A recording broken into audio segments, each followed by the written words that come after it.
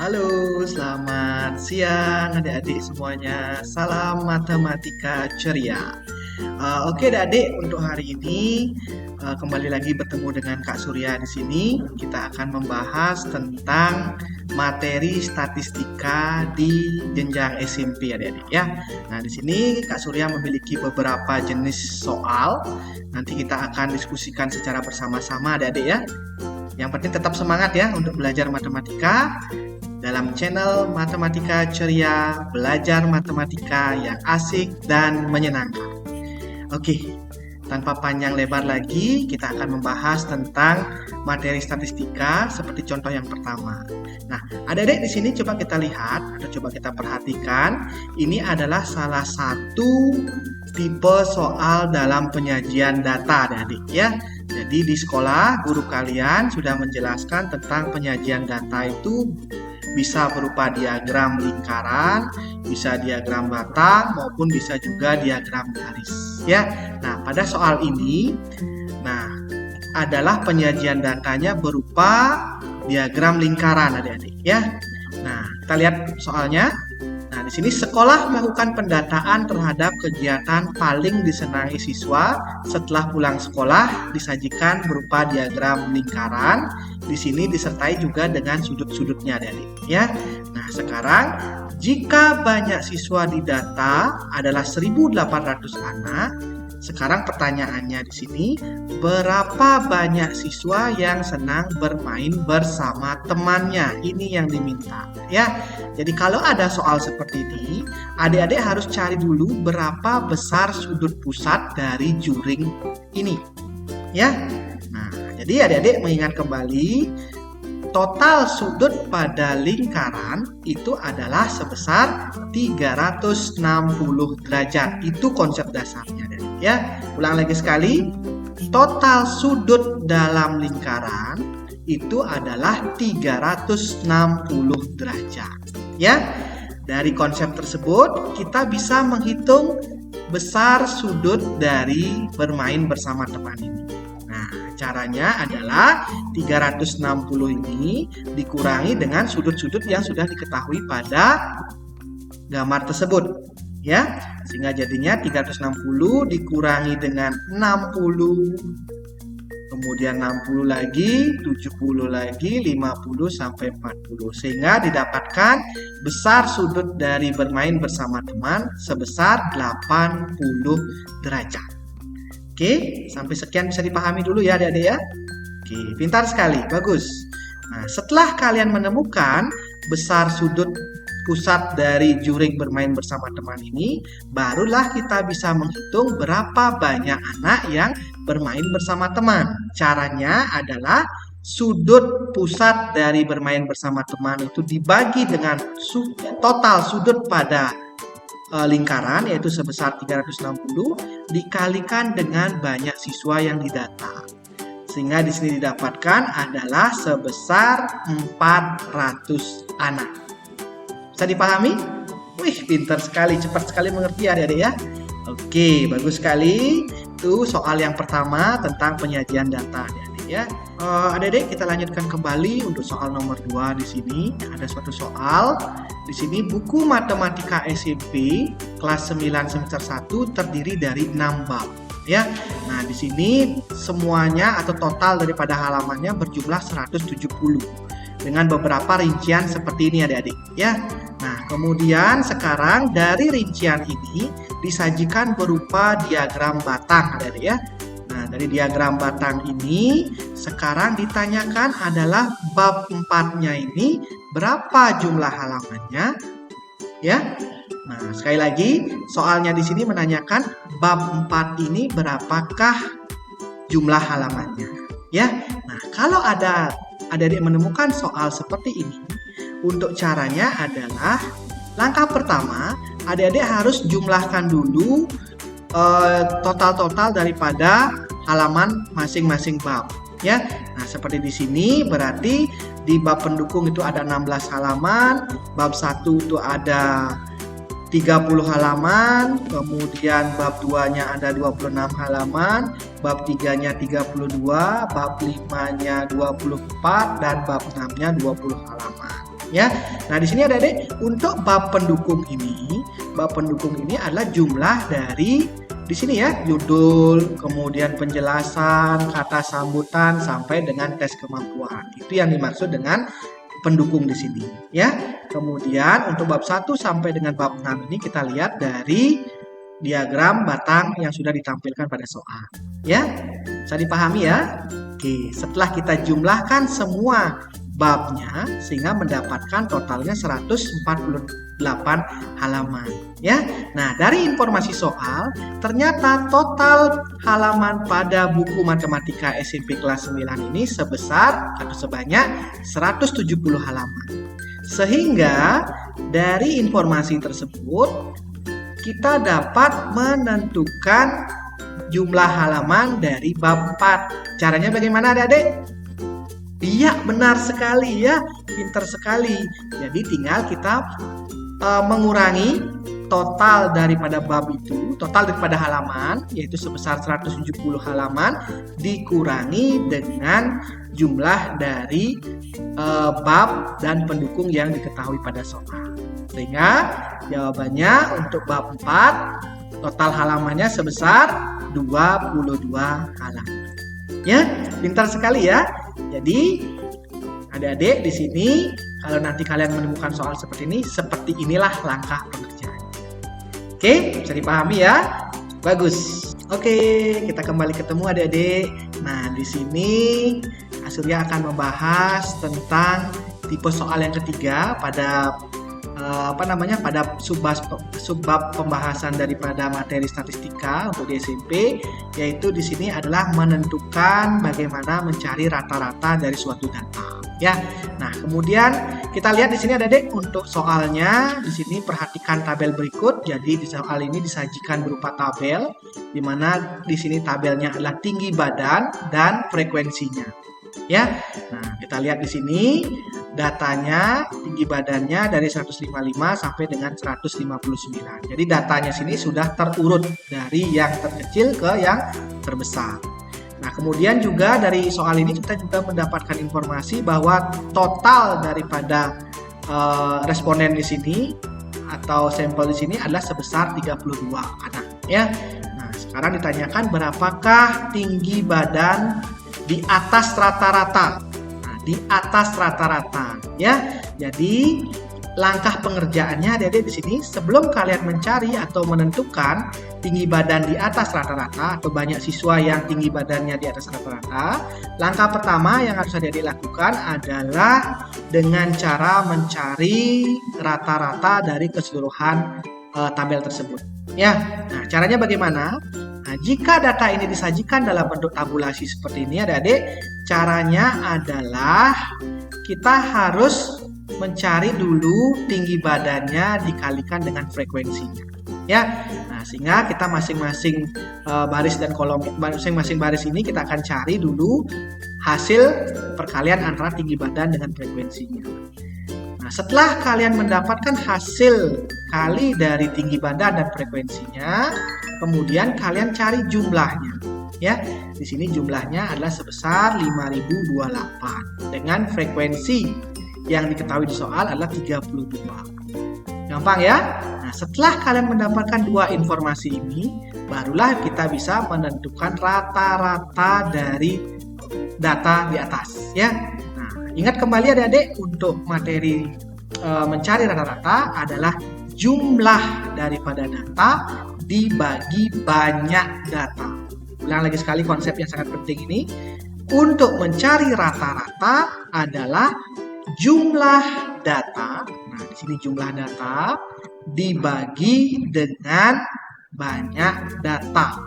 Ya, sehingga hasil daripada rata-rata data di atas adalah 157,125 ya. Nah, jadi kalau kita bulatkan di sini adalah 157. Nah, itu rata-ratanya. Setelah adik-adik menemukan rata-rata, barulah kita bisa menentukan banyak siswa yang nilainya atau tinggi badannya di atas rata-rata. Sehingga di sini kita cari adalah tinggi badan yang di atas 157. Nah, di atasnya ini adik-adik ya. Jadi di atasnya 157 ini itu ada 158 dan 159 ya. Oke, pintar ya. Kemudian berarti kita lihat 158 banyaknya ada 8, kemudian 159 banyaknya ada 3 orang. Sehingga total siswa atau sampel yang memiliki tinggi badan di atas 157,125 adalah sebanyak 8 ditambah dengan 3, yaitu sebanyak 11 orang. Ya, gampang ya Dede ya. Jadi statistika di sini membantu kita untuk memecahkan permasalahan dalam kehidupan sehari-hari. Ya, oke, terima kasih. Halo adik-adik, kita lanjutkan kembali untuk membahas soal berikutnya. Tentu saja masih dalam subbab atau pembahasan tentang soal statistika untuk SMP. Nah, perhatikan adik-adik di sini untuk contoh soalnya. Soalnya adalah perhatikan data berat badan dari 16 siswa berikut. Ya, jadi pada soal ini disajikan berupa data berat badan dari 16 siswa. Kemudian, berapakah median dari data tersebut?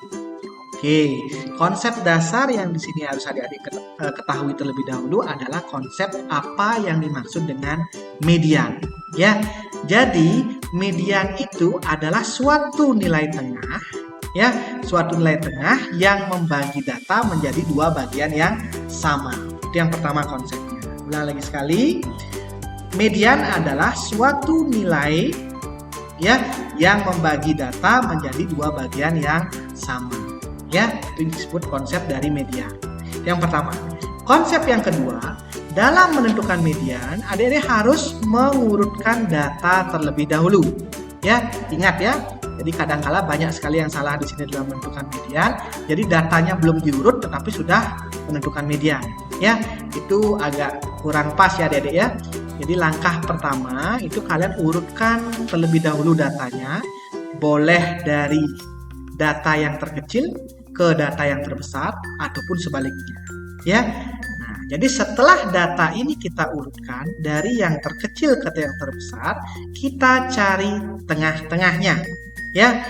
Boleh dengan cara kalian mencoret depan, coret belakang, depan, belakang, depan, belakang, depan, belakang, dan seterusnya, sehingga kalian mendapatkan tengah-tengahnya.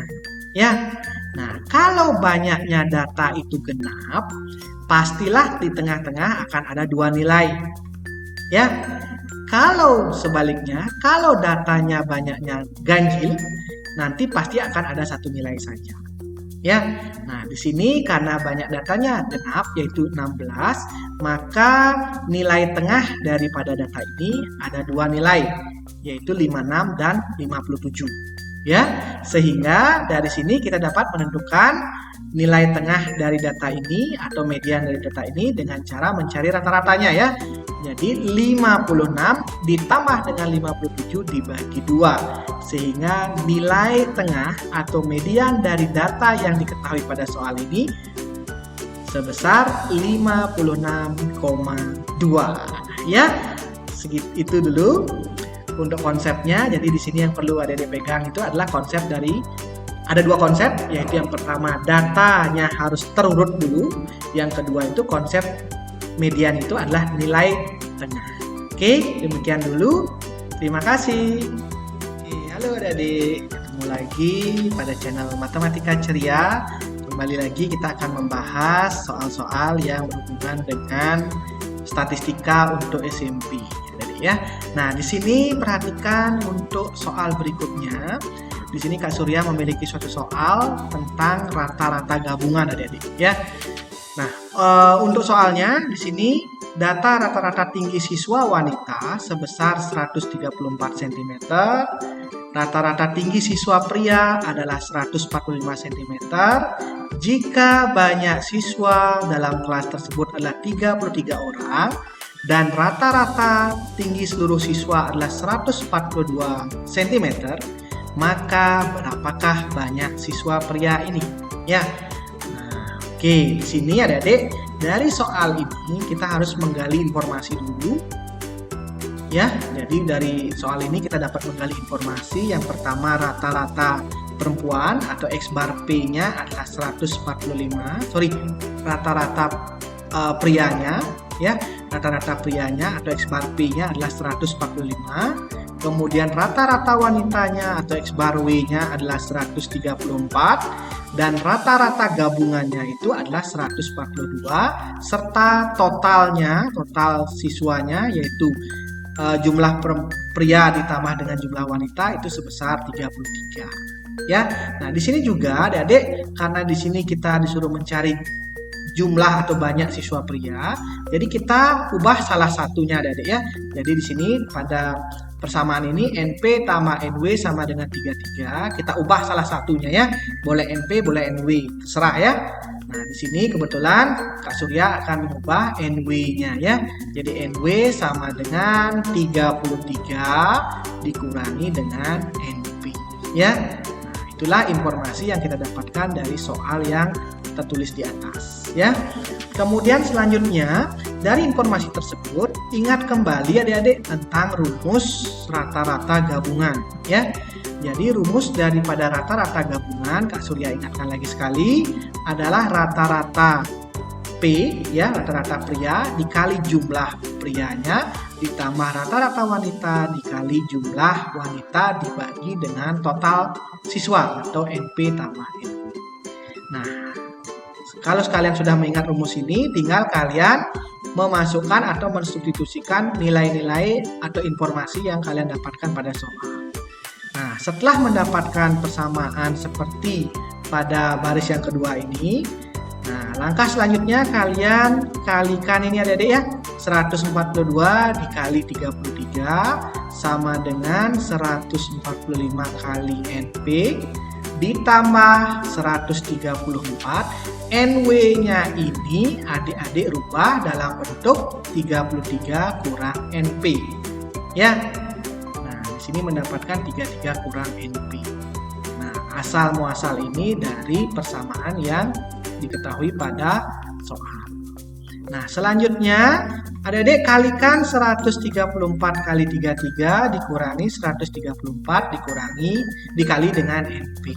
Ya, ingat lagi sifat distributif pada operasi perkalian dan penjumlahan atau pengurangan. Ya, sifat distributif diingat kembali ya. Nah, kemudian setelah itu kalian proses kembali. Jadi 142 dikali 33 dikurangi dengan 134 dikali dengan 33 sama dengan 145 kali NP dikurangi 134 kali NP. Jadi kita kelompokkan Adik-adik ya. Jadi kita kelompokkan yang mengandung variabel NP kita gabung dengan yang mengandung variabel NP.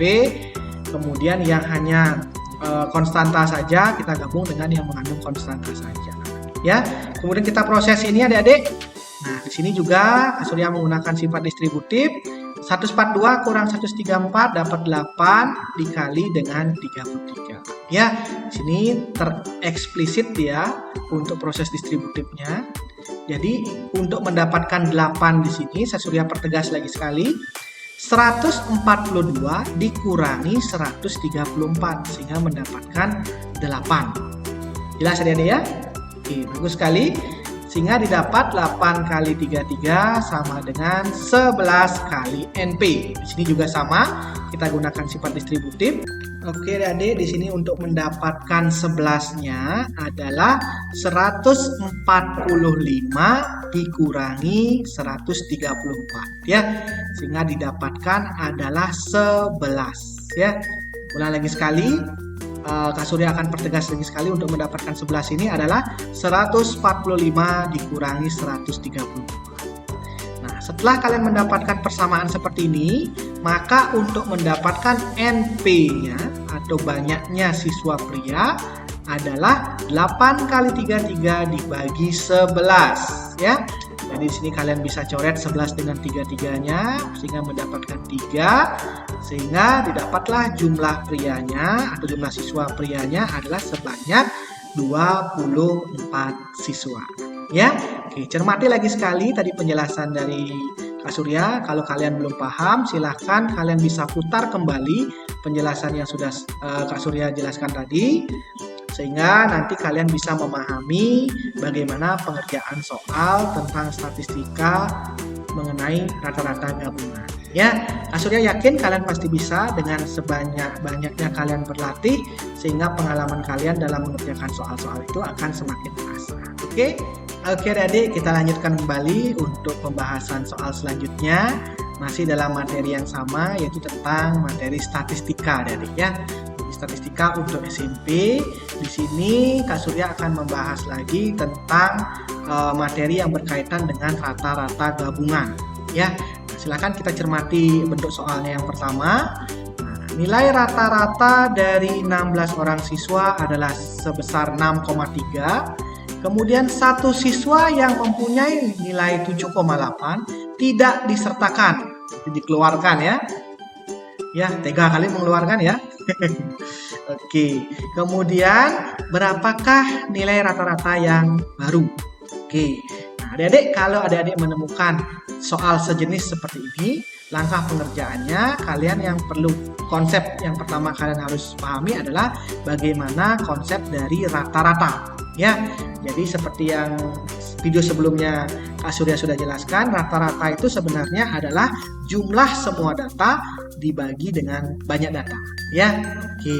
Nah, di sini adik-adik, nah rata-ratanya kita lihat di pembahasan, rata-rata itu adalah jumlah dari semua data, karena di sini ada 16 orang, berarti jumlah data 1, 2, 3, dan seterusnya sampai dengan data ke-16 dibagi dengan banyaknya data, dibagi dengan 16. Nah, kemudian setelah itu adik-adik di sini kemudian kalian jumlahkan X1 tambah X2 tambah X3 dan seterusnya sampai 16. Ini ada sedikit kesalahan menghitung ya, input ya adik-adik ya. Harusnya di sini adalah 16 ya. Nah, kemudian kalian kalikan 6,3 kalian kalikan dengan 16 sama dengan rata-rata dari 16 data. Dan sama dengan jumlah dari semua data, bukan rata-rata, jumlahnya ya.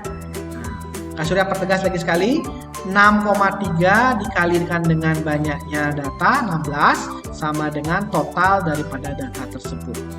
Nah, sehingga di sini 6,3 kali 16 adalah 100,8 ya. Nah, karena di sini adik-adik, karena di sini satu orang siswa itu yang memiliki 7,8 itu dikeluarkan dari kelompok tersebut, maka data yang tadi jumlah data yang kita hitung tadi yaitu sebesar 100,8 itu dikurangi dengan nilai yang dikeluarkan yaitu 7,8 sehingga menjadi 93 ya. Totalnya menjadi 93 karena seorang anak yang nilainya 7,8 itu sudah dikeluarkan. Sehingga nilai rata-rata yang baru adalah jumlah dari 15 data yang tadi ya, jumlahnya 15. Kenapa 15 adik-adik? Karena satu orang sudah dikeluarkan dari kelompok sehingga jumlahnya atau banyaknya menjadi berkurang ya.